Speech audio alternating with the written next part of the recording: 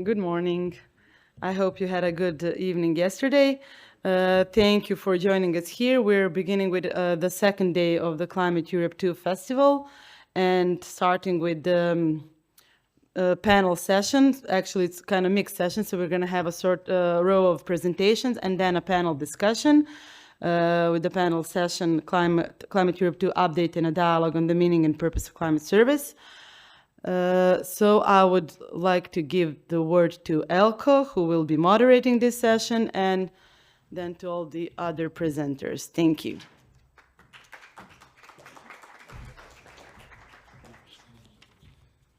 Thank you. Good morning. My name is Eelco Kruizinga. It was top left there. I'm involved in the Climate Europe 2 project. I'm particularly involved in work package 1.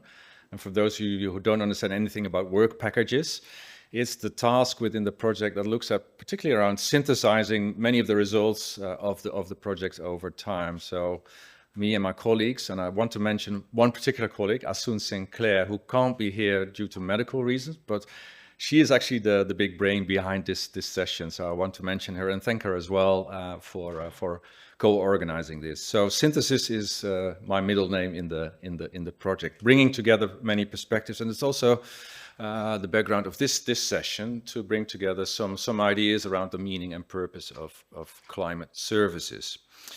Yesterday, and you can see on the screen the artist showing or actually working on. Is this from yesterday? Yes, it is from yesterday. So I won't be able to summarize what is happening on the screen, but what I recollect from yesterday's session is many very interesting inputs and dialogue as well, culminating in this very fascinating crossover between art and science. And we saw, let's say, a launch of a great video. And I do want to recommend you to visit those, what shall I say, installations, or participate in, experience those installations during the day, towards the end of the day as well. Warmly recommended. Today's program is a full day. We'll start up with some keynotes, and then we have a panel discussion that will take us until around 11. Then we have a coffee break. And then it becomes more experiential as well. So we have sessions on how to build a climate service, so very practically oriented. How do you actually build a climate service? We have a deep dive into climate service for the sector of agriculture as well. Then we have a World Cafe, and I'm not sure whether you all know what a World Cafe is, but it requires your participation and inputs as well. So be there and do participate in this World Cafe. Then continuously we have a marketplace of various offers, if you like, and solutions for climate services. And again, the arts and science inputs are available as well towards the end of the day. Today's session, this morning's session, will be kicked off by Margarita Ruiz Ramos. She is a policy officer at DG RTD. That stands for Directorate General RTD. So she's from the European Commission. And as I understand it, she's from Unit B3. And I find the name very interesting. It's Climate and Planetary Boundaries. So that's really a sort of big scope, if you like. And she will be sharing with us the wider European policy context, as well as the mission adaptation as well. Then we have a presentation from Francisco Doblas Reyes, also known as Paco. He's a professor at BSc, the Barcelona Supercomputing Center, and he's the department director of the Earth Sciences department. And he will be sharing with us some key insights developed over the course of the Climate Europe 2 project to date. And then we'll hand over to Dr. Sam Grainger, who's here also in the front. He's also a researcher, and he's a environmental social scientist, and he'll be sharing some insights from a series of, let's call it sectoral sessions that we have been, or sectoral meetings, I should say, we have been organizing as Climate Europe 2, because Climate Europe 2 really believes in interfacing with the outside world and looking at particular sectors and understanding what the key needs and challenges are within those sectors. After Sam has closed, I will then moderating a panel session, and we have a number of very interesting panelists. We have Professor Suraj Desai. He's a professor in climate adaptation in Leeds University, so from the UK. We have Fukusan Pejovic. He's with Adfield. He's a CEO and co-founder of, let's say, a commercial enterprise, really particularly looking into the relation between climate change and the winemaking industry or vineyards. And then we also have Roberto Mezzalama. He's with WSP, a very large engineering and professional services firm. He's based in Italy, but I do believe that WSP is a Canadian firm by origin. It's a large firm, 70,000 plus people, and he's a project director in the sustainability division. So again, a private sector perspective there as well. And we also have Dr. Dragana Bojovic. She is a senior environmental social scientist and co-leader of the knowledge integration team, again at the Barcelona Supercomputing Center. So this is the roll call. So you'll have, some idea who you'll have in the panel in front of you. So a mix of scientists, policy, as well as private sector, looking at the meaning and purpose of climate services, where do they begin, where do they end. But before all of that, I'd like to invite Margarita Ruiz Ramos to the stage to tell us about what the Commission is at in the space of climate services. Thank you.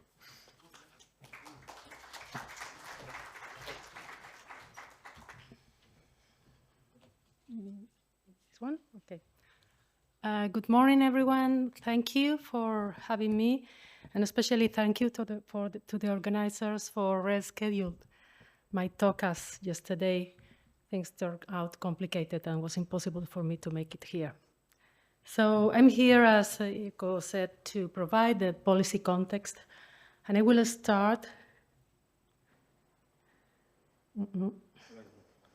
Yes, by specifically talking about what is important or relevant for climate adaptation. And let's start with the political guidelines that last year the new Commission published, stressing that the new priorities are focused on security, competitiveness, and democracy. And those that are working on adaptation or resilience automatically ask themselves, what does it mean for our work?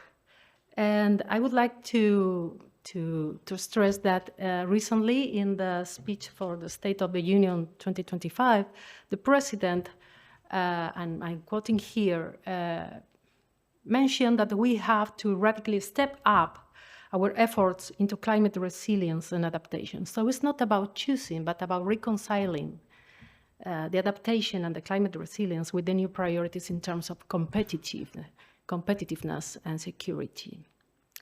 So, talking more specifically about adaptation, there are two major strategies that are very relevant, and one of them is the European Union preparedness strategy that actually encompasses a lot of risks, but one of them are neutral ones, and within it are the climate-induced or driven disasters, with an approach of how comprehensive approach, how society, how all government, different levels of governance approach.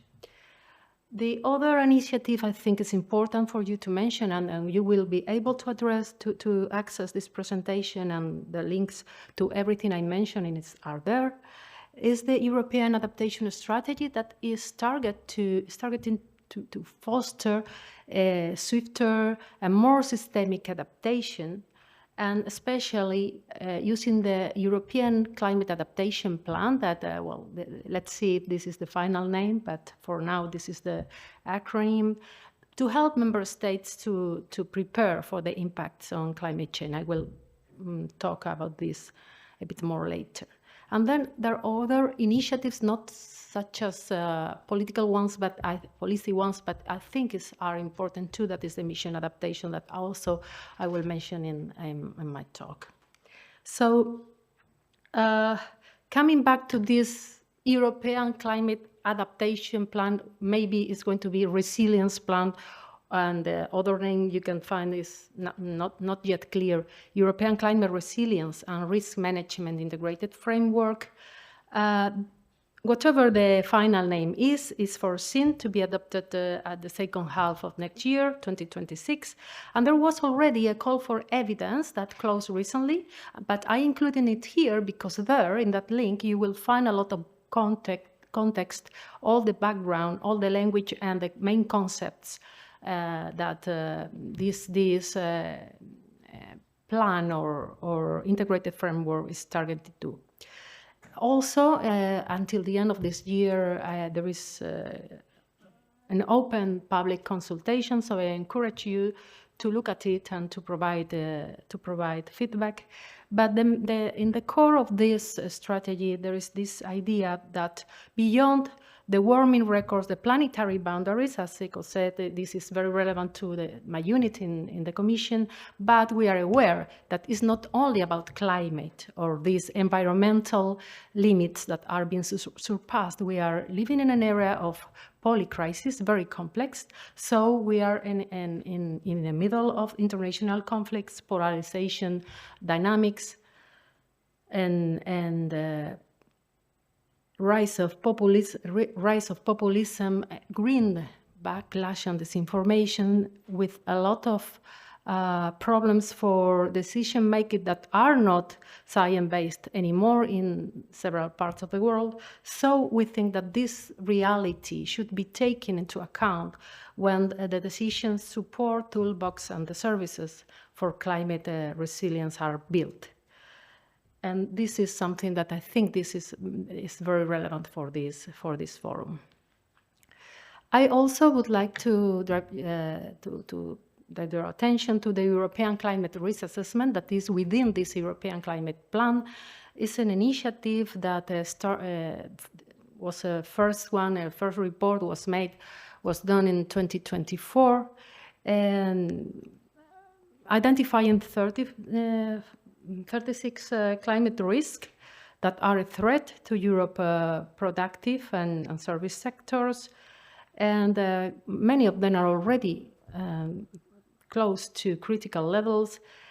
And the Commission decided that this kind of assessment will become a periodic exercise. So now we have already an outline of the second report that is contained in this reflection paper that is already published.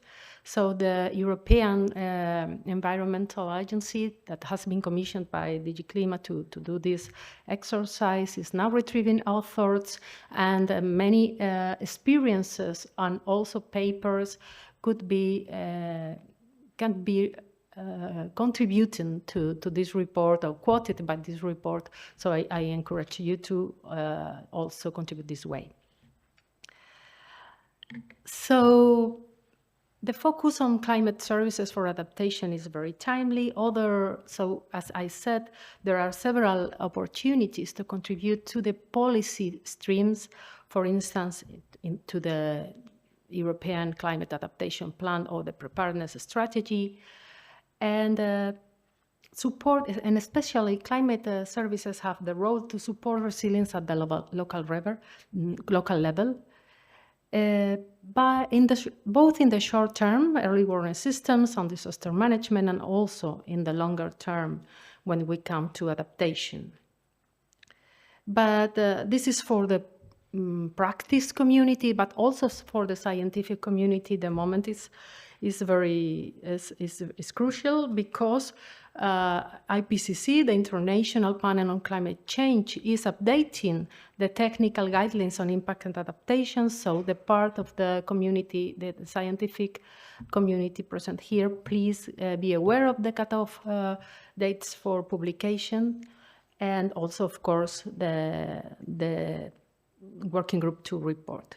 So there is a space for everyone to contribute, for those that are working on climate services in the field, for those that have more scientific orientation. And this leads me to the mission adaptation. The European Union has different missions, and one of them is the mission adaptation to climate change. And that is pretty much related to this climate resilience that we were talking about, and specifically the objectives of the mission are to support at least 150 European regions and communities to become resilient by 2030. In this map, you can see the regions in Europe that are participating, like signatories of us demonstrators. In the link, you have the full list of signatories, but already more than 300 regions are involved. Signatories in 30 countries in Europe, representing around 40% of the European population, with a very diversity of participants. And the mission is funding through the Horizon Europe program different projects and different typology of progress. And few of them, the technical assistance ones for implementing some services, are only for those participants that were signatories of the mission from the start or in the different openings. But most of them, as the demonstration project, the project with cascade funding to different organizations, or the research projects, are open to everyone. So please take it a look, because there are plenty of opportunities here in the mission adaptation to engage with projects working on climate adaptation, resilience, and climate services. Just to mention an example, and I think that it's worth it to dive a little bit, because you have, on Wednesday, you have a session on mission adaptation, and this could serve as an introduction. There is a catalog of mission projects that you can see for different thematic areas, but also I think that most useful part is this interactive dashboard. You have the link there as well. In which you can filter all the mission-funded projects and all the projects in Horizon Europe that are not mission-funded but are mission-relevant. So are not in the work program of the mission, but have strong components or adaptation of climate services or resilience. So the mission consider that even if they have not being generated under the umbrella of the mission, are still relevant. And there are information about the partners, the budget, and the access to the fiches of every project. So I think it's a very rich source of information to engage with relevant partners in your area. Just to mention that this is the ongoing projects, and some of them specifically focus on technical assistance on your left, and demonstrators on the right. And I have included links to a couple of projects that are dealing specifically with climate services, Climax and Transformer. And the number, as you is already, the mission is already creating a rich pool of experiences and projects, more than near to 300 projects now. And we focus in this part of Europe. You can see that there are many regions that are already engaged, either in technical assistance as demonstrators, experimenting innovative solutions. So maybe you can also reach those colleagues that are already engaged in the mission to help you to engage more easily. And in this table, that, well, is not perfect, I am just in a very approximate way, include most of the countries in Eastern and Central Europe, you can see that there are already a decent number of projects from the mission, but the thing I would like to stress most is that most of them, the country in this part of Europe is in the leader position. So most of them are leaders and not just partners. So I think this is a very good sign of the engagement of the region, and specifically for Serbia, we can see that there are already 6 projects. How to engage? Well, the mission forums are a very good opportunity for that, and the 4th mission forum happened in May under the Polish presidency and was attended by the DG Climate Commissioner, and it took a stock on the mission programs to accelerate the resilience, and it's a very good opportunity for learning from experiences from other missions participants, and in this case was about heat, was about water management and risk planning, and there will be next opportunities for in this region, specifically the Baltic Regional Forum, that will address climate risks and solutions that are tailored for the Baltic context. And the next complete or whole mission for it will take place in the spring in 2026 in Cyprus.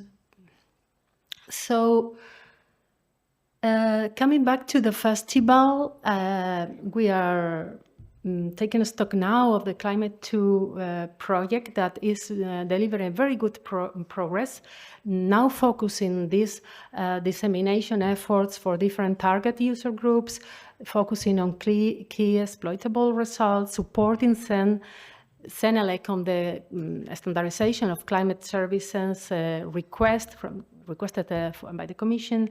But the main contribution, or one of the main contributions, would be this community, strong community on climate services that has been built now since the Frame Program 7, that includes providers, intermediaries, users, a variety of sector, public and private actors.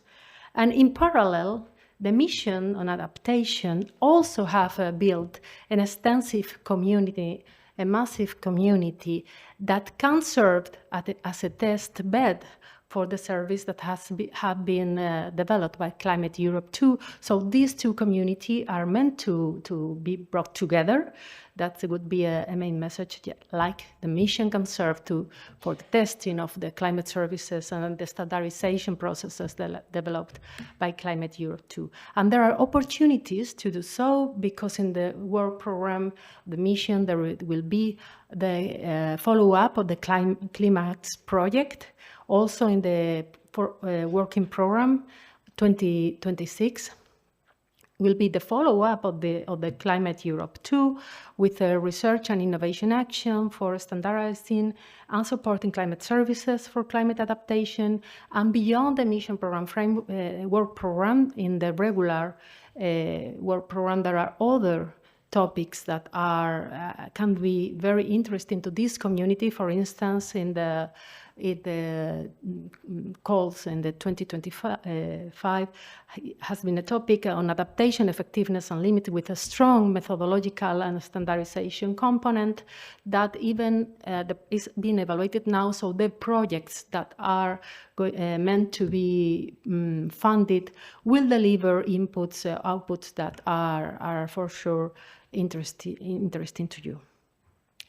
So finally, my last slide is just to give you a tip on the latest news on the new Horizon Europe work frame program proposed with a 175 billion budget, and as it was presented in July, and the structure has changed a little bit. Now we have 4 pillars, but we still have the pillar 1 on health and science, and the pillar 2, it would be divided in 2 parts. The first one will be linked or associated to the Competitiveness Fund, and in terms of the thematic windows, with 4 windows, and a second part about society in which the missions are included, and the missions have secure funding until 2030. So I cannot provide much more details about this because everything, the development and the specifics of this structure is still under discussion. But this is what the most updated information I can share with you. I know that I provided a lot of information in my talk, but I will be around today and tomorrow, so please don't hesitate to come to me for any further clarification. Thank you very much, and I wish you a very productive day.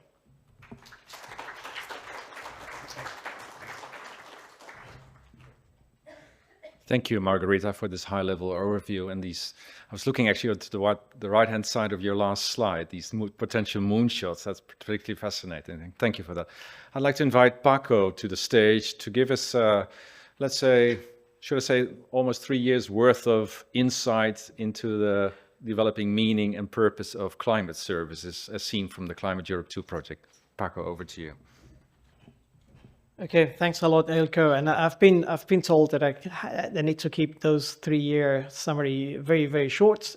So I'll go straight to the point, starting by the definition of climate services that we are using in the project, in which basically we are focusing on the combination of climate information that is conditioned by the decision making by someone, and that this requires that the service needs to respond to a need that is formulated by someone, so it cannot open in the void. It needs to be scientifically based, but always taking into account the context and the indigenous information by those that are making the decision, and also to put in practice the engagements between users and providers in a co-development approach. Climateurope2 is very much oriented towards standards, although it has a very strong component that tries to build a community of climate services that is welcoming everyone, regardless of the role that they play in that community.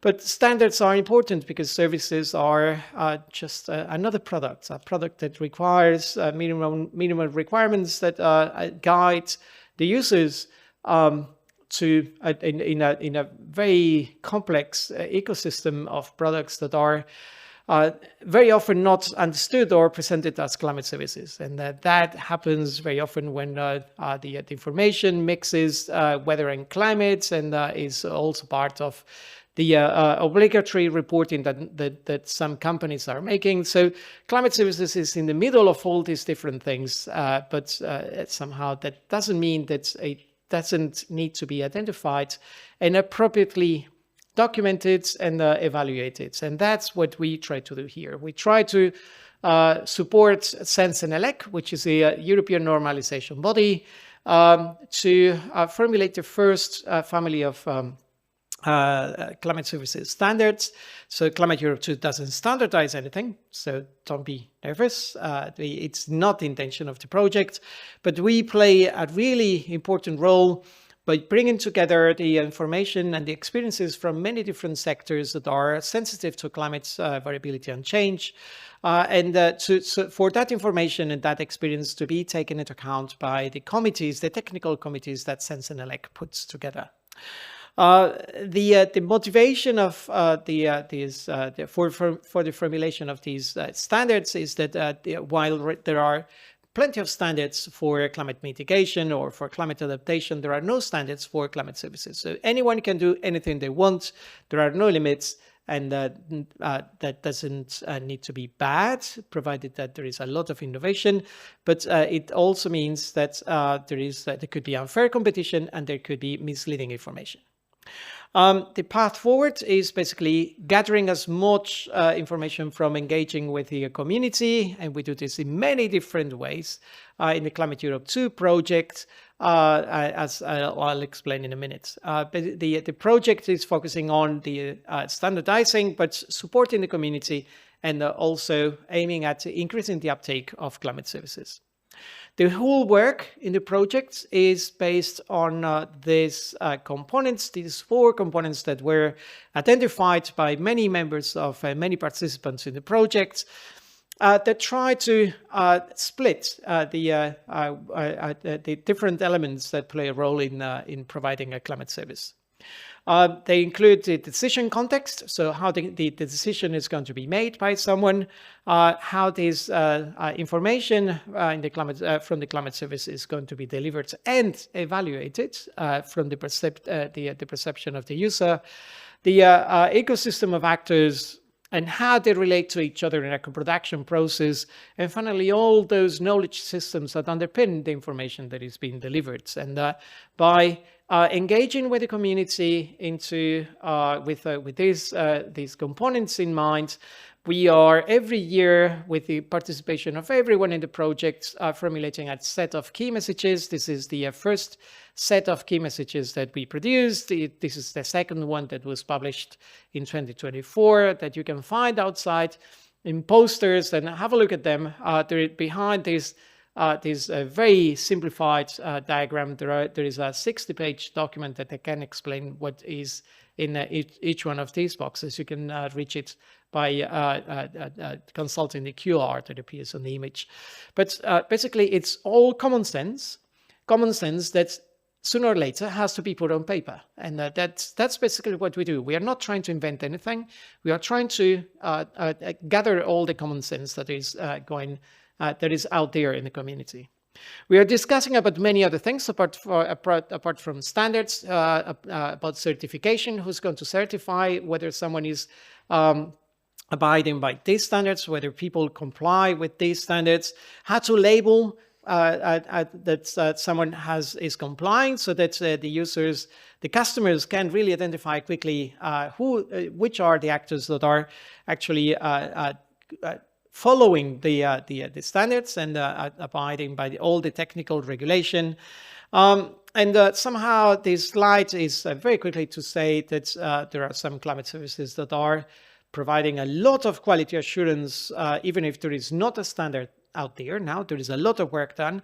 Others, like ChatGPT and many other AI-based systems, are probably very far from this. Beware, ChatGPT is very much used, increasingly so, as a climate service provider, and we shouldn't really ignore that part of thing. Climate services is happening, and Sense&Elec has published a couple of, told us to relay the publication of an announcement for the participation of experts in a working group. If you're interested in joining these experts, just contact us in Climateurope2, and we'll put you in touch with Sense&Elec so that you can join that exciting exercise. And now I think Sam will take over and continue with some other activities. Thanks, Paco. Yeah, good morning, everyone. My name's Sam Grainger. I'm co-coordinating Climateurope2 with Paco. So Paco's done a great job at introducing, I guess, the overview and the initial insights of the project. And I want to focus more on specifically these sectoral engagement events that we have been doing in the last we've been planning for the last 6 months to a year, and we've already hosted 2 events. We have 2 more coming. So I'm just going to highlight a little bit some of the work that we're doing, actually, engaging with different sectors and different communities in Europe. Okay, so what are these workshops? So essentially, they're targeted, invite-only workshops that are designed to engage with specific sectors. So far, as I say, we've held 2 events, one with the commercial sector, so the private providers of climate services in Europe, and the health and humanitarian sector. And we have 2 more planned later this month with the insurance, reinsurance and finance sector. And also we hope to plan an online workshop at the beginning of next year. So I guess the key point with these events is that they share a similar format and very similar collaborative spirit. and we try and keep the numbers relatively low, around about 50 or less than 50. We've managed that so far, so that we keep that really intimate and collaborative and open discussion within these events. These are, in essence, they are research exercises, so we're interested in gathering insights, but there are lots of different reasons for doing these events. I mean, first of all, we think it's, as the project providing recommendations to the standardization process, it's important that we inform the community and therefore specific sectors on the ongoing standardization process. As I said, it's really important that we gather sector-specific insights, challenges, concerns that they have whilst trying to work in this space. And ultimately get a sense of what their recommendations would be for the standardization and regulation governance of climate services. And that third point is really to ensure that our work, our recommendations aligns well with the realities and the needs of the different sectors. And then that final point is more broadly, we think these events are have huge benefits for these subsectors to try and foster exchange of knowledge, build relationships and stronger networks in the climate services community in Europe. So that's essentially the reasons why we're doing it. Multifaceted, and hopefully you can see that there are value for the project, Climate Europe 2, there's value for the participants of the projects as well. In terms of I'm a social scientist, so I'm interested a little bit in the method. So in terms of how we collect these insights, we try and take a structured approach.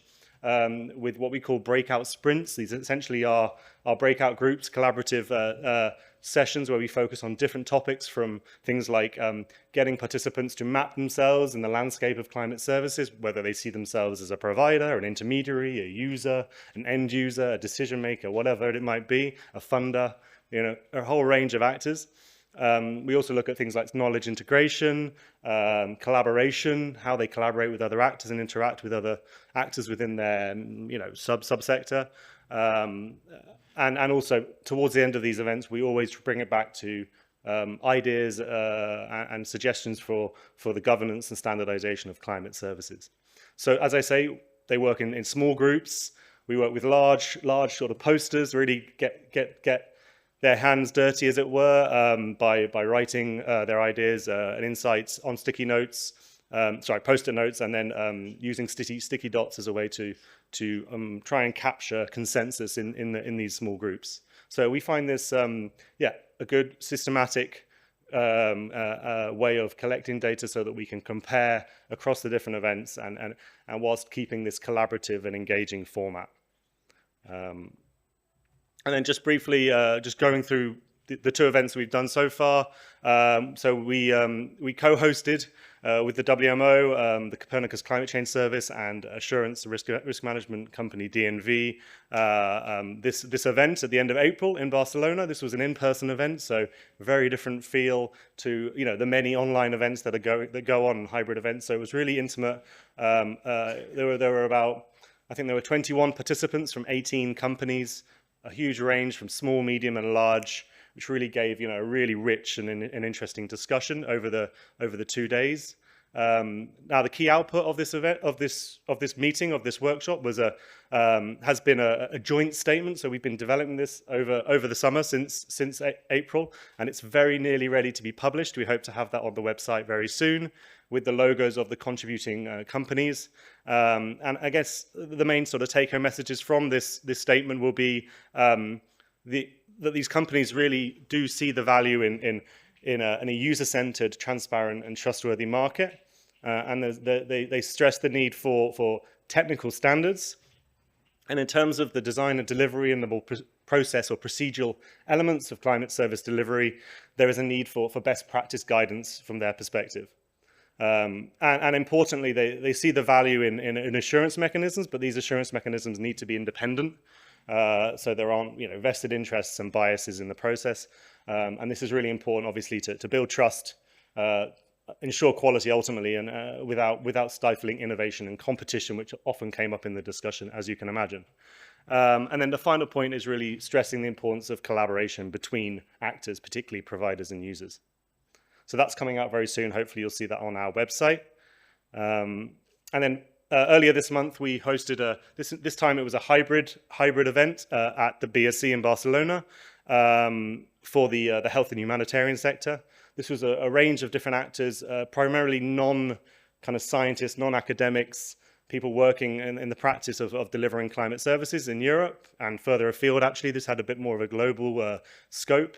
And obviously, we are still analysing the post-it notes and the insights from the meeting. But I think the key takeaways was really talking a lot about funding and the need for funding at this climate health interface, particularly in sort of development humanitarian contexts, in less developed countries, things like that, areas like that. Similarly, quite interestingly, quite similar takeaways from the private provider meeting, talking about the need for clear technical guidelines and procedural norms being built up in the sector, and the importance of meaningful engagement with end users.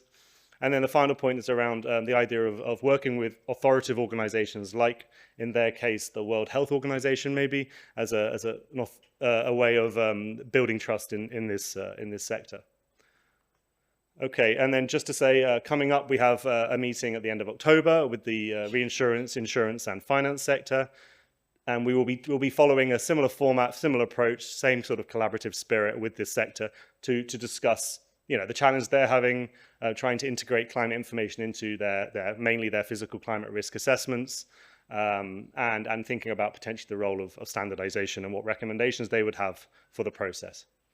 And then the final slide here is just to let you know that we're also planning a workshop, an online workshop, just a one-day workshop with our friends at the National Met Services. We have many Met Services involved in the project, partners on the project, but obviously not all European Met Services. So this is really important that we engage with as many Met Services in Europe as possible. They're clearly key actors in the provision of public climate services in Europe, and actually a lot of them are involved and host people on the technical committees and sense and elect. So yeah, really important that we build dialogue, continue talking with these public climate service providers, and again, it will be following a very similar format to the other events.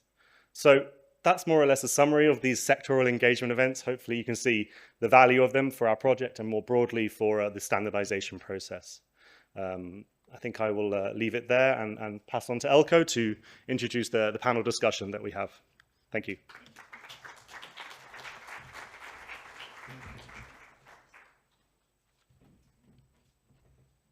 So I'd like to invite my panelists over to the stage. I'll be here because there's 5 chairs there. Suraj, Dragana.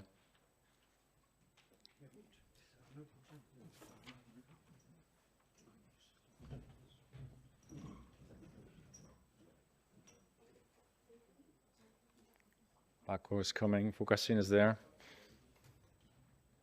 I don't think there's any order. No, it's no order.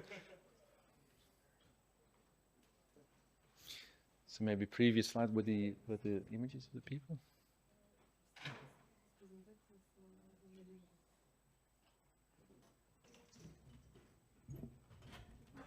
Thank you. Yeah, just as a visual aid as well. So we have the names, and so you can link the names to the faces you have in front of you. It's always useful also for the people online, I suppose. So from right to left, left to right. So we have Dragana, and with Suraj, Paco, Fukasin, and Roberto on the stage. Maybe I can now move over to what we'll do is we'll ask each of the participants in the panel to present 3 to 5 minutes around the questions that I have on the slide that is following this one. Thank you. So I'll start off with, because I know Dragana is the only one with a presentation. I think let's go for that one first. So I suppose that's the next one as well. Thank you. Thank you. And yeah, these are really difficult question, so I think I'll go straight to the one that I felt more comfortable to answer, which is not this one. Actually, I don't bother too much with this question. It's usually the way we work. We try to integrate in ongoing processes and decision-making processes or planning processes, but I believe this is very important for people working on standardization. But the next one, I thought, what is the role? Thank you. Of what should be the role of climate services in society? So I thought let's ask society what they think. So I decided to share a few insights from from two recent workshops that I have organized in two different contexts. So one took place during the ECA, which is European Climate Change Adaptation Conference, which took place in June. And we have an interactive session about the role of knowledge brokers in climate services. So we have 5 roundtable discussions with real roundtables.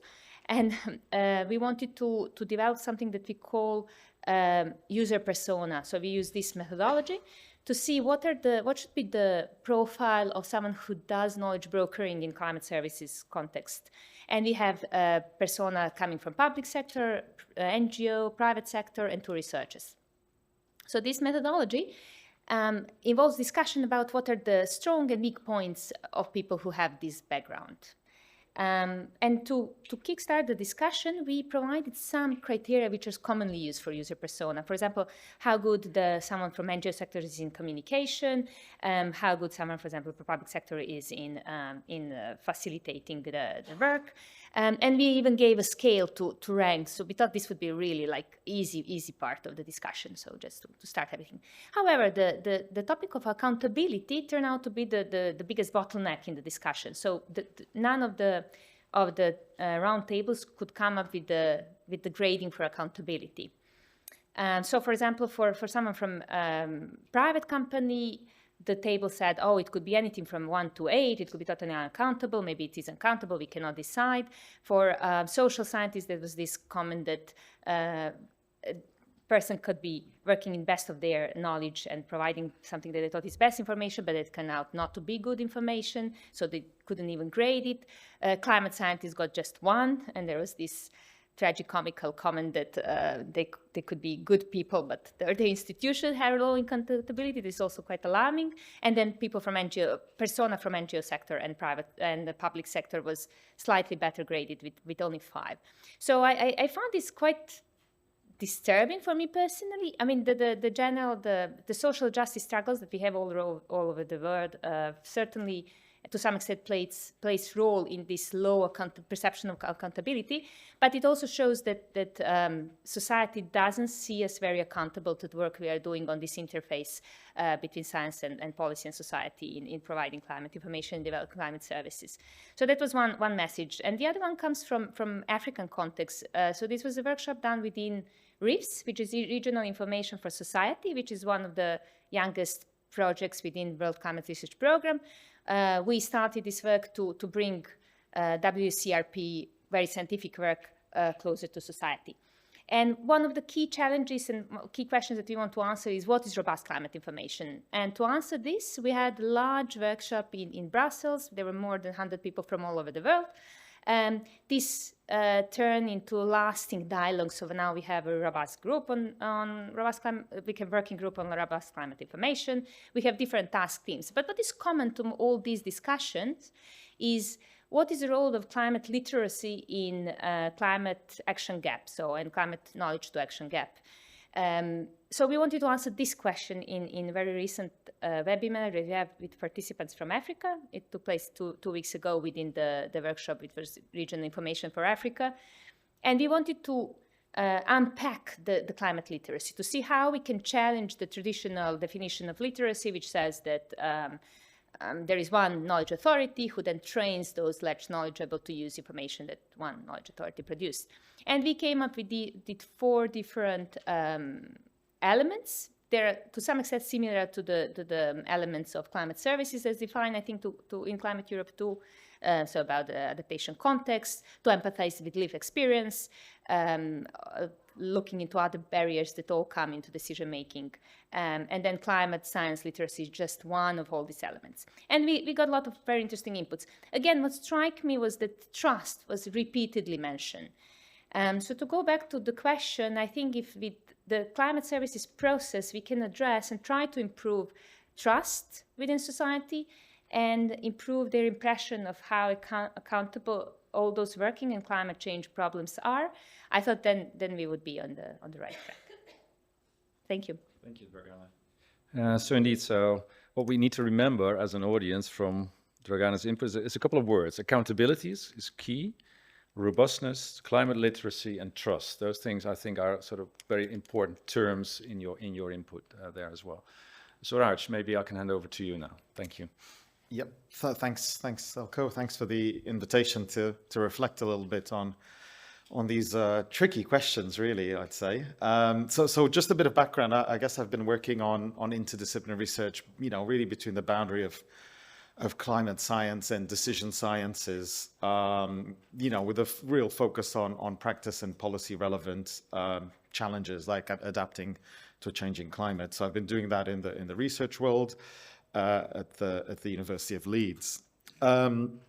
So a little bit like Chris Hewitt yesterday, actually, my journey on this started in 2009 when the World Meteorological Organization organized this big conference, the World the World Climate Change Forum, I think, in Geneva, and really that kickstarted the global framework for climate services. But I did want to sort of mention very briefly that the concept is not really that new. So you can kind of go back, for example, to 1978. The US National Climate Program talks essentially about a lot of the things we're talking about now, that weather and climate change affects food production, land use, energy, that we are having emerging forecast stability that can actually increase competitiveness, which again is of course the new mantra of competitive security, democracy that was talked about earlier for Europe. So there's elements of deja vu a little bit in terms of how how we've made some progress, but clearly Europe has shown lots of leadership in this space since 2015 with I think someone mentioned the European Roadmap for Climate Services. There's been a huge amount of investment from the Commission on Copernicus Climate Change Service, the various research projects that the colleague talks about earlier. And so I've got a quote here from the roadmap that talks about, for example, the creation of a community of climate services, application developers and users that match supply and demand for climate information and prediction. And I think what's amazing to see is we are the community. This has been to a certain extent created, and I think we can hopefully debate about whether we're doing a good job about matching this supply and demand, but certainly there's quite a lot of success, I would say, from that original sort of ambition, and also kind of filling perhaps roles where other countries perhaps are taking a step back. So trying to tackle your first question, Eelco and Sam, because sorry, I did spend a bit of time doing this. So I was in the IPCC Sixth Assessment Report in Working Group 1 in Chapter 12. And we were essentially looking at climate information for risk management. And the IPCC traditionally just spends a lot of time defining terms. Yeah, there's a glossary in there, and it's quite a painful exercise. I mean, it takes quite a long time to kind of it takes many hours and days to kind of come up with this. And I think if I remember correctly, it was actually even an inter-working group affair. So it wasn't just Working Group 1 that focuses on the physical science, but also including Working Group 2, which looks at impacts, vulnerability, adaptation, and I think even 3. So, I mean, if you look around the definitions, the roadmap one is probably the longest one. It's very, very long, but we wanted something, well, relatively short that would sort of get to the point relatively quickly. So we did build on Chris Hewitt's paper from 2012. So it talks about climate services involve the provision of climate information in such a way as to assist decision-making. So some key words there. The service includes appropriate engagement from users and providers. It's based on scientifically credible information. Again, that was mentioned a little bit earlier about the importance of science. I think you mentioned it as well, Paco. Has an effective access mechanism and response to user needs. So, I mean, this was as short as we could get. I think it's useful because it's got a lot of key words there about, the science basis, the user engagement, being able to access information as well. And, obviously there's elements there of co-production and so on. So I think, to address some of the other questions that you've got there, I think definitions are useful for certain stakeholders. So I think it's quite useful, for example, for researchers to figure out what are we studying here, what are we talking about, for example. It's quite useful for funding agencies as well, if, you know, governments who want to kind of make progress on adapting to climate change, informing, you know, if we want evidence-based policy making, you know, what kind of evidence do we need? You know, national Met services as well. But I think as soon as you go further downstream, yeah, so you start talking about neighborhoods, city scale, sectoral decision making, I think it starts becoming a lot less, you know, it's not as important, right? Because climate is only one of the drivers of much of the rest of the decision making. I'm sure we'll hear from the colleagues who work in practice a lot more about this. So I think, you know, I try not to get too hung up about this. I think it's useful, but only to a certain point. And of course, for standardization, it's quite critical. But I do think, you know, as we go further and further into, you know, downstream and into decision making, it becomes a little bit less relevant. And again, if you go to the IPCC chapter, there is quite a nice graph there, actually, you know, from work funded from a previous Horizon 2020 project called EU Max, that kind of defines a little bit the different types of climate services. And so I think it talks to, for example, the fact that some of them are quite climate centric, for example, and I guess, you know, Copernicus Climate Change Service is quite climate focused, but you then have on the other side some integrated services, right? You could be doing your wine sector consultancy, you could do your water resources consultancy, energy, and so on and so forth. You're providing a much more integrated service where, again, I think one of the colleagues yesterday was saying, you know, the energy company wants to know what's the impact, right? What's the impact on the bottom line? And so climate is just one of the things that's affecting. It might be a big driver. So you got these other integrated services. So I think there's a variety of things. And so where it begins and ends, again, it's fuzzy, right? Clearly, you know, you can go back to, you know, climate data, meteorological data, and so on, and then it can end all the way to, again, talking to other colleagues about the financing, right? I mean, ultimately, you're going to need someone to make some investment decisions about some expensive things, so you're going to have to go to the economics as well, and the ethics. I mean, I guess, you know, again, Climateurope2 is discussing the ethics. There's ethics, and some of you have mentioned trust. There's obviously ethical issues and moral issues about how we take this forward as well. So I'm sure my time is running out. I think maybe just on the final one around the role, I mean, I do think it can obviously play an important role. And I guess it goes back to the point the colleague from the Commission was talking about, evidence, you know, so science and evidence in a sort of, you know, society where we have a lot of misinformation as well. So I think climate services are going to play an important role in terms of trying to tell us, for example, how to adapt to changing climate. So I do think it plays an important role, and I think that's where standardization is really important to move us forward in terms of, you know, creating a climate service enterprise that we can trust and that society can trust to make these long-term decisions that are, you know, costly and expensive. I'll stop there. Thanks. Thank you, Suraj. Thank you, Suraj. So can I ask the remaining panelists to be concise, but also to build on the previous panelists, as particularly where you disagree with or have a different view. It's a slightly more difficult task, I know, but Paco, you're the first one to adopt to those two new rules then. Okay, so as I had the opportunity to speak before, I'll be very brief now. To be a bit by contrast to what Suraj said, and I've been sharing with my colleagues in Climateurope2, I'm particularly interested in knowing what climate services is not. So I find particularly important in the context of Climateurope2 to know what shouldn't be considered a climate service, because that allows us to start putting the boundaries and say, well, you're outside of our standards or what we should standardize.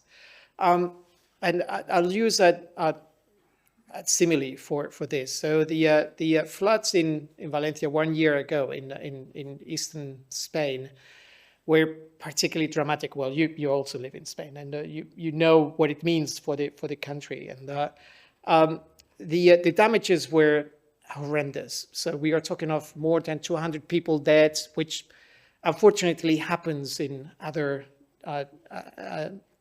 natural disasters or man-made disasters that we are aware of. But just to give you an idea of the dimension of what happened, there were 100,000 cars sent to scrap. 100,000 cars that had to be taken out of the streets and sent to scrap. It's easy said than done, and it's a phenomenal business for car dealers, as you can already imagine, because there are financial incentives now to buy new cars. The point is that while all that happened, the whole discussion in the country has been about the role of politicians, which was horrendous, to be honest. I think natural disasters are far too important to be in the hands of politicians, which, anyway, I have my own opinion of what to do with them. But the point is that what is obvious is, and what is the most relevant thing here, is that the infrastructure has to be rebuilt.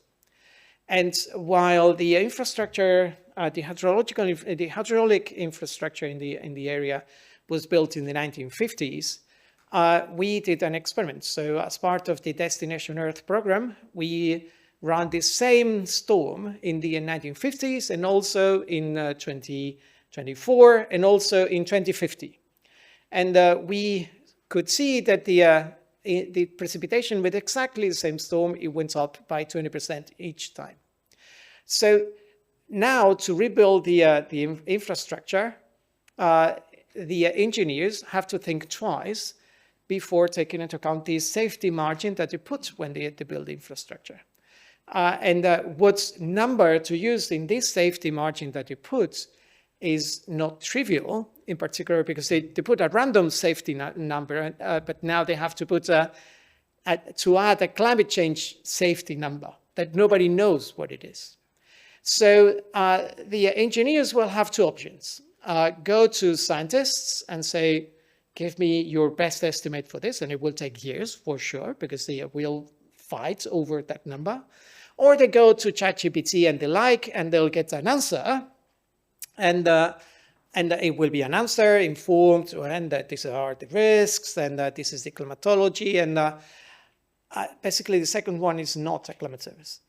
And it's not a climate service not because the number might not be traceable, or there's certainly a certain traceability of the number that ChatGPT will give you, is that there is no accountability.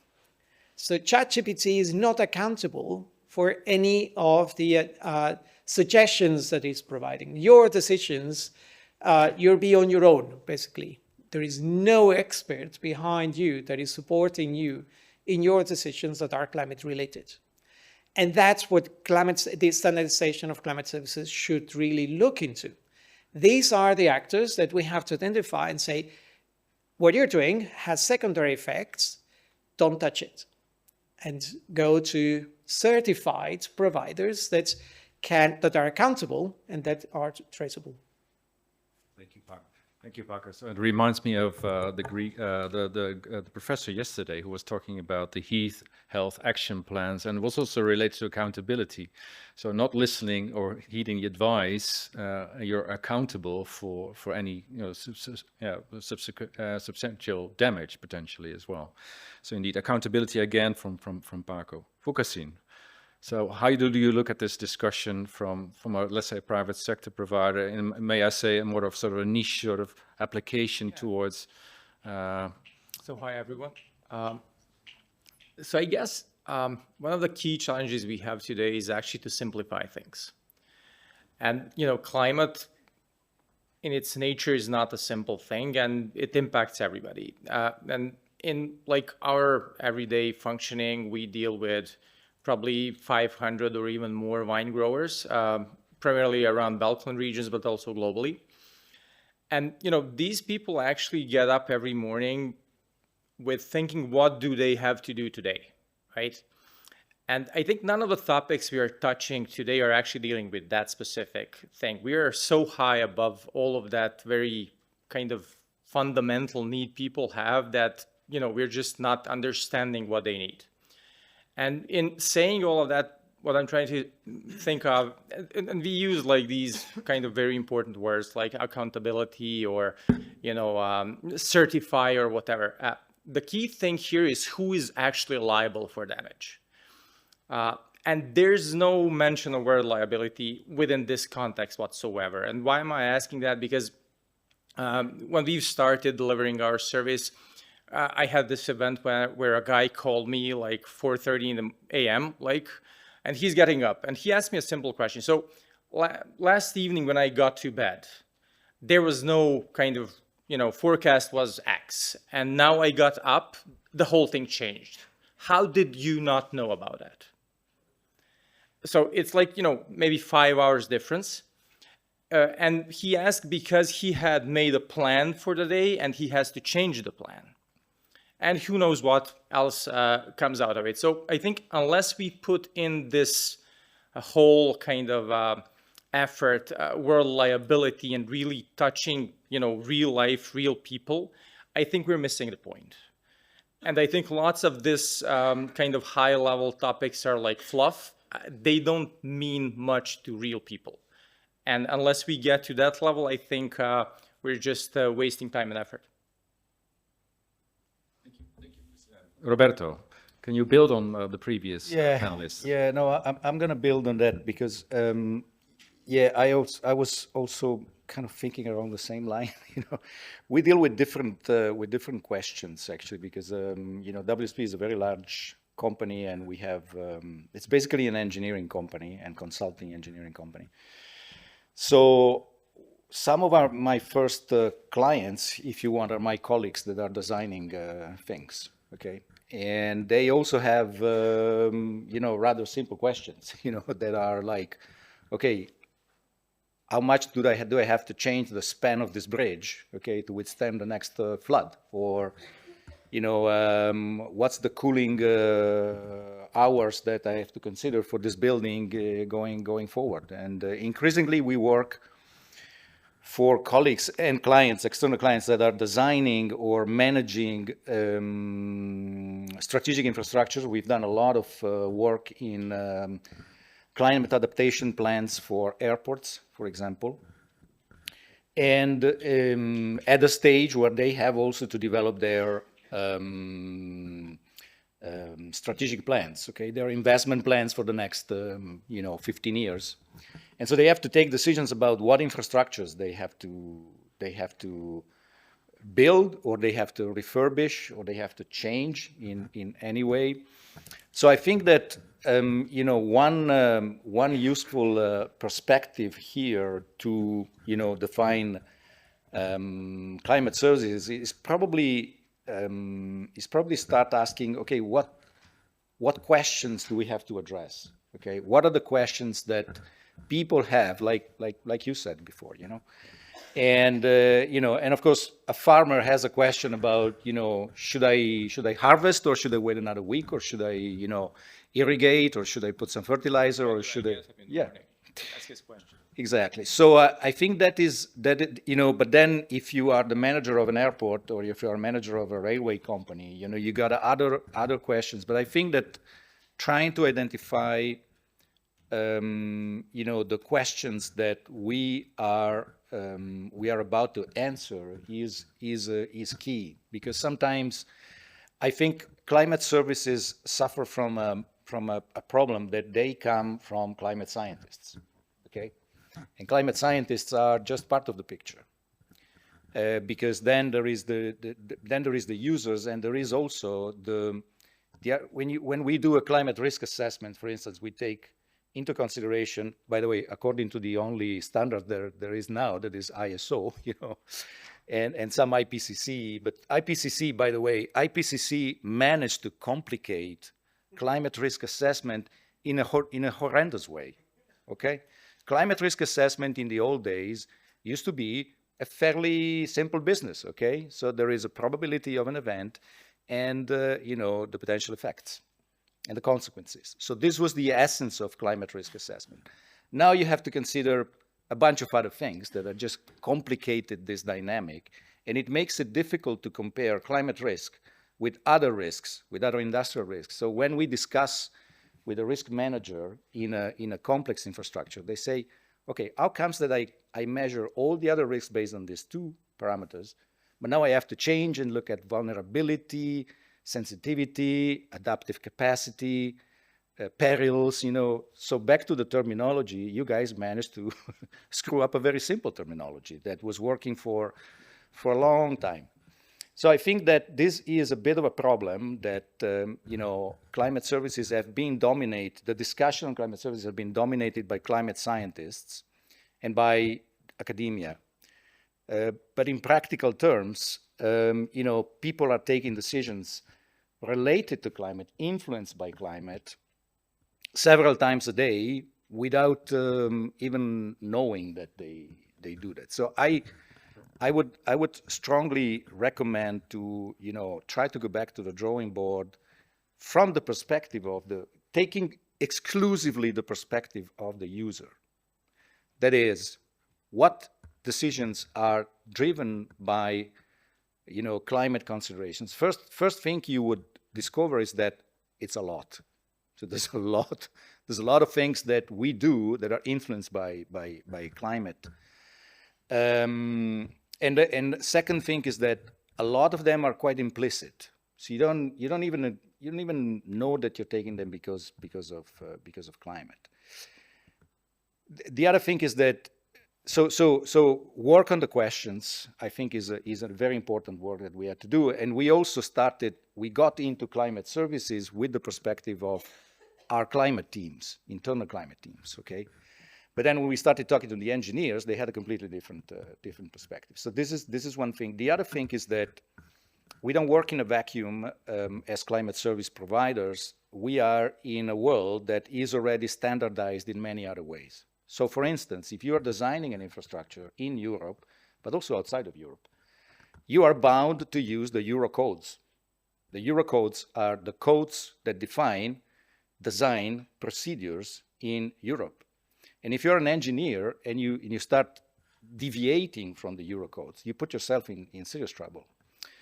So I think that when we talk about standardization, I think that we have to consider also the links between eventual climate services standards and other standards that are, that Sense and Elec kept, putting forward for a bunch of other reasons. Okay, so now I don't want to be hypercritical. I think that the work that you're doing is very important and essential, actually, because you are putting, by the way, the scientific community in the real world of what's happening.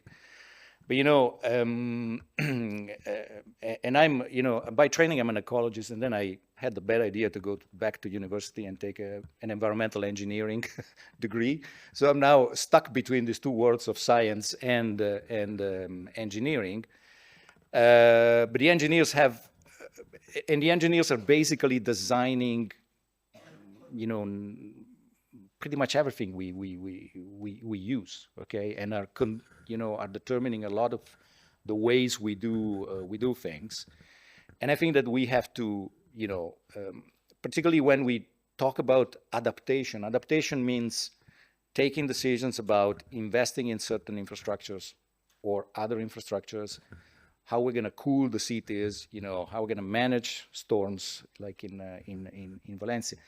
At the end of the day, it's going to be down to how we design and execute infrastructure projects a lot of times. Then there is the behavioral component that is equally important. But yeah, so I don't know. So the short answer to your question is I don't know. But my convoluted reasoning may be helped in framing further the discussion. Sorry. Thank you, Roberta. So we've heard from Draga now. She introduced accountability and trust, and I think that was sort of permeated throughout the whole set of inputs here. So that says, okay, definitions are important, but to certain stakeholders. The further you go down to the coal face, it becomes less important. I think that's reflected also what Fukasin and Roberto were saying. And they were saying, okay, this is really about simplification of things and trying to understand the user needs, what types of decisions are being made, and sort of organize your climate services around those. And I think I have to sort of, think back of what Chris was presenting yesterday, his matrix with timescales and various use cases. In British, you would say horses for courses. There's no one size fits all. There's, it depends on decision context. And I think that was also very clear from your input as well, Paco, when you presented Climate Europe 2. Decision context is key to what a climate services can do in terms of impact and meaningfulness for a particular user group and for a particular risk. I wanted to, so my first question to the panel, I wanted to make a bridge between what Margarita was saying and what you have been saying. I wrote down from Margarita's presentation, the decision support toolbox and services for climate resilience must involve to address the complexities, my own words, of this poly crisis. So that would mean that we have to sort of broaden even more. So what is your response to that? So this poly crisis of, populism, environmental concerns, so embrace further elements, other sectors, other domains into the definition of climate services, or the purpose of climate services even. Maybe Paco, can you sort of respond to that first, perhaps? It's a difficult one, I know. So what does this actually mean? So embrace this, the complexities of this poly crisis into the boundaries of climate services. Can we do that? Is that even possible? I think there is no way around this. I mean, academia can always do this because it's about imagination. I imagine a problem and then I address it. Yeah. Yesterday with Margarita, we were talking about disinformation, and the role of disinformation. So to a certain point, we don't fully agree on this, but to a certain point, the climate problem is not a scientific problem anymore. It's a political problem. It's a problem of communication, and it's a battle of ideas, which is heavily politicized in many respects. So listening to President Trump saying that climate change is the largest, is the biggest con of all times. It already it's prompting where we are, and we can't really ignore this. No, we cannot talk about standardizing climate services and ignoring the context in which this is going to develop. So when IPCC scientists, for all that they have to be blamed, receive death threats on a continuous basis, and it's something that many of us have seen, we can't ignore that the climate services that are going to be provided are basically happening in a context where people could really fear for their lives, and it's a matter of time that climate scientists will be killed. I'm sorry to say this, but we are going to see this. So it's a polycrisis, obviously, because we cannot really isolate what we're talking about here from a much broader and complex social problem. Any other further responses? Thank you, Paco. Roberto, you wanted to say? No, I think what Paco said is extremely important. I mean, but I would say that all science is also the result of the political and social context at any time. Okay, so I think that we are just in another phase, and I know it's kind of an easy target to blame IPCC, but I think, and I said this before in this sort of forum, but there is an issue of how this whole climate change thing is communicated by science, okay? Because we've been seeing supposedly documents like summary for policymakers from the reports from IPCC that I myself struggle to follow. okay? And not that I'm particularly intelligent, but I mean, I do this job, so probably I know more than the average politician.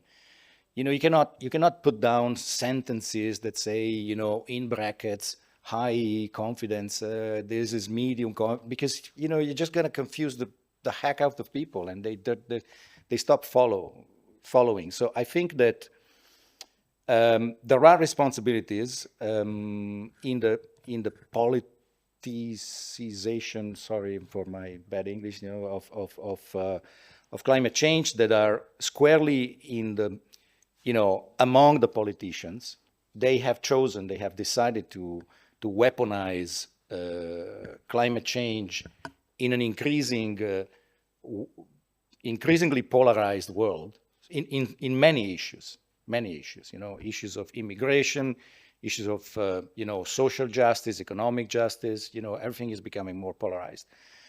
You know, but I think that the lack of clarity and the lack of, also the lack of involvement of our community in the public discourse has had a, you know, was a problem. It is still a problem. I think that, you know, I still see a lot of reluctance in many scientists, you know, to take a stand for this. And I know that it's life-threatening these days. You know, it's potentially dangerous. But I think that most people still think of the dangers not for their own physical integrity, but for their careers and for their funding and for this kind of stuff. So I think that and we struggle also as practitioners. Let me tell you a story. The first time that Donald Trump was elected, I was in the United States.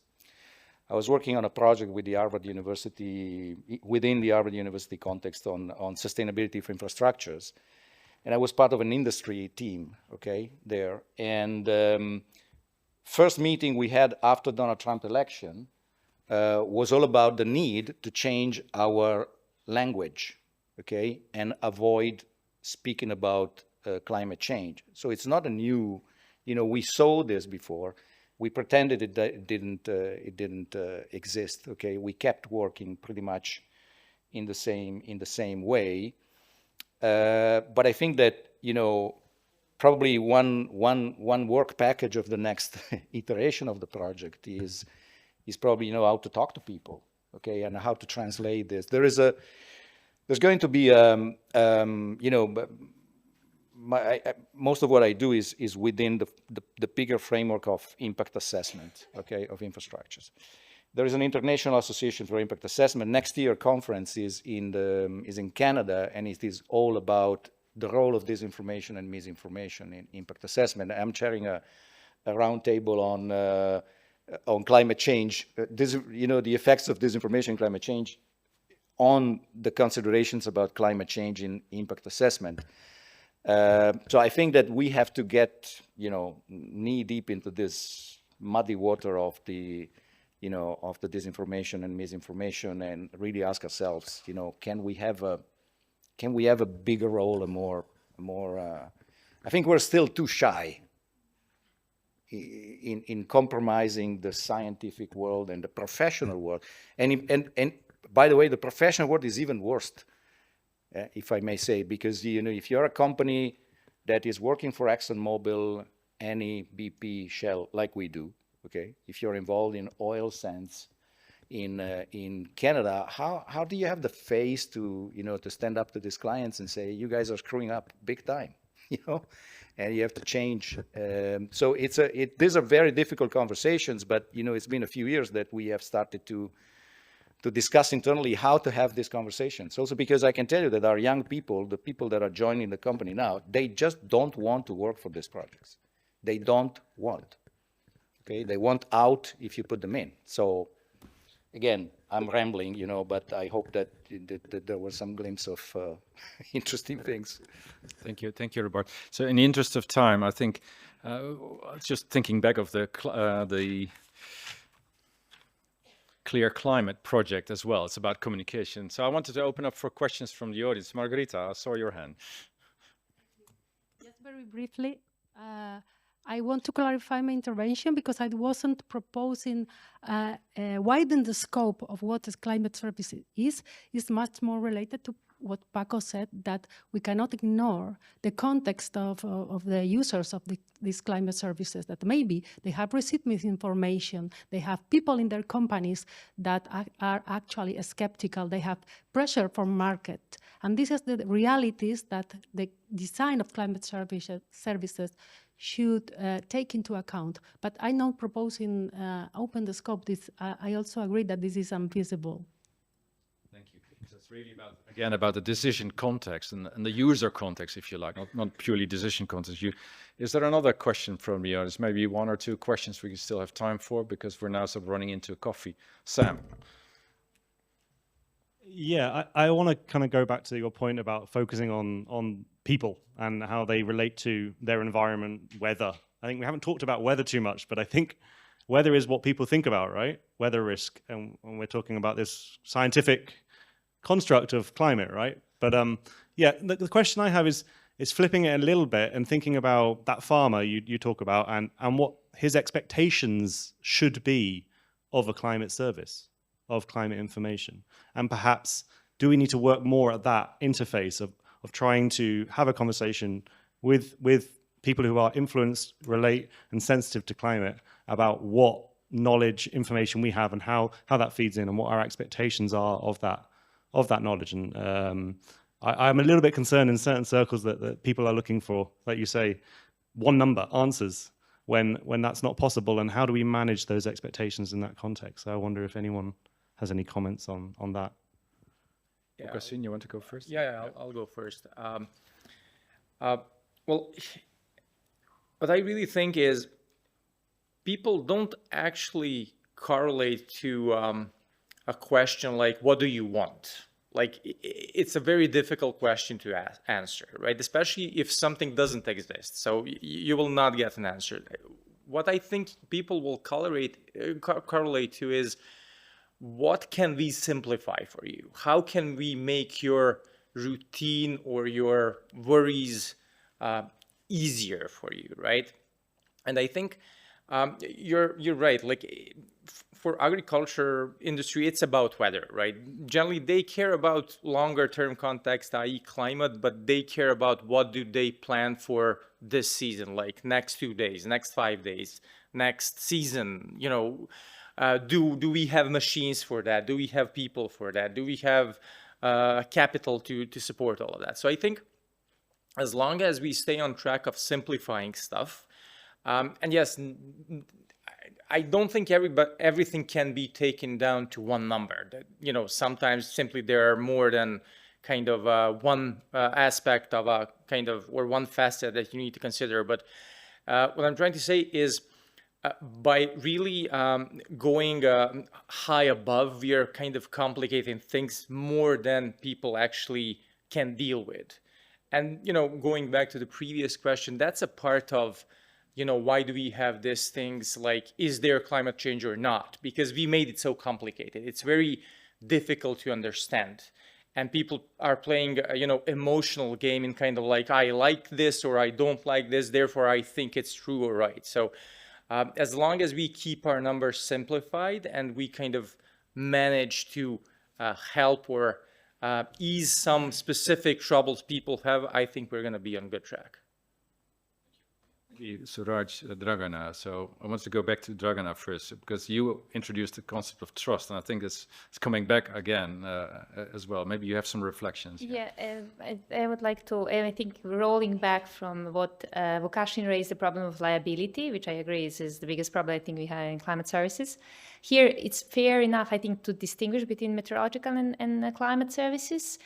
They shouldn't be separated. We need to work on harmonizing them. It's because all the user community perceive it together. But it's true that they have much shorter history, climate services, so that's why there is a lack of reliability. But that brings also this lack of accountability perceived. And I hope that standardization should actually, so once we know what should be what is climate service, there is some standard, I hope we will become more liable also to information we provide. And I just want us to comment on this simplification. I wouldn't totally agree. making life easier, yeah, I agree there. I don't think sometimes I think we underappreciate the capacity that user community has. In my personal work with different communities, including farmers, it's not so much about simplification and providing single number. It's really understanding the challenges they have, understanding this plurality of dangers and an issue that people and the challenges in the world that we have, and how this climate is just one very small element of it, one climate information. Climate can be a major challenge, unfortunately, and how we can integrate it. So I wouldn't speak about simplification, but about our stronger involvement with these communities to really understand their challenges and where this climate service actually enters this arena. And for just the last thing about policymakers, I do think that it's also their duty, and I found them accountable to read the glossary of IPCC. So again, I wouldn't, my first thought wouldn't be that we need to simplify everything. I think we all need to do our job and inform ourselves. But I agree that we need to be very transparent with the information we provide. Thank you, Daria. So Raj, final insights from Europe, because you are sort of between. We covered quite a lot of ground there. Let me just try to react to a couple of things. I think the weather and climate is an interesting one, right? I mean, I like to, I use weather services every day, pretty much, yeah, and they are different to my climate service. So I think there is a distinction here around decision making and timescales. Yes, I mean, so some farmers want things for the now and the immediate. But there might be, there are some farmers who are thinking about, relocating vineyards because they need to, so therefore they're looking at much more long-term projections. And of course, then it depends on your sector, your water sector, your energy sector, how long are these assets going to be around for? So I think, therefore, sort of trying to react to something you were saying, I think we can start providing some boundaries to what is a climate service versus a weather service. But going back to a few circles that I'm doing here, Eelco, to your question. I mean, I think the vast majority of climate services going forward are going to be the integrated ones, right? I mean, I was talking about, hey, you've got the climate-centric ones, right? I mean, clearly they have a very big role. We've got Copernicus still providing very important information. There'll be others. But the integrated services are going to be really key. And they're the ones who deal with then, I guess, the polycrisis you were talking about, right? Because they're able to talk to the language of that decision maker or people or person and so on. So I'll sort of finish off with a positive note, which is I think one of the beauties of climate services is such a malleable concept still, right? I mean, it's clearly emerging.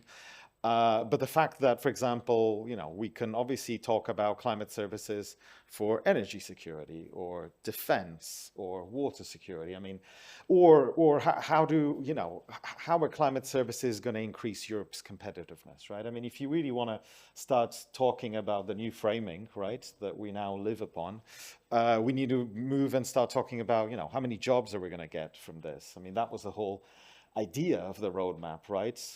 Big research and development experiment. You put money into this, you create an innovation, create an ecosystem, and so on. So it's quite a fascinating concept because it can be framed in lots of different ways that then provide benefits to multiple constituencies. So I think it's a very powerful concept.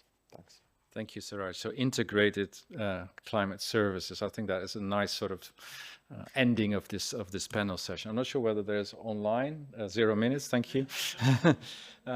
Okay, so I want to thank the panelists and give them a round of applause, and then we can go over to coffee.